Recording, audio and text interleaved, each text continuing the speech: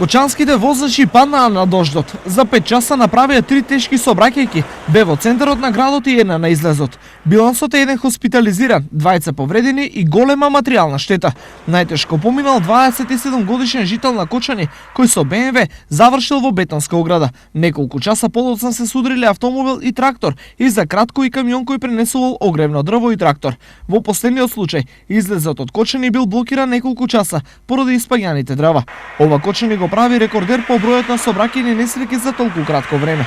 А причините, искусните возачи ги лоцираат во дождот и невниманието.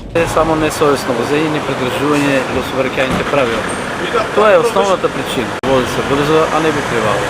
Плюс кога заврне дожд, ствара се лизгав коловозо, пато, значи прашина, ѓубре едно друго.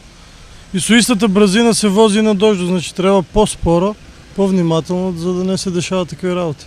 За среќа, посериозни последици од синокишниот сообраќајен дебакл на кочанските возачи немало, но ова едно големо предупредување за сите. Очите широко отворени, главата трезна, а рацете сигурно зад воланот.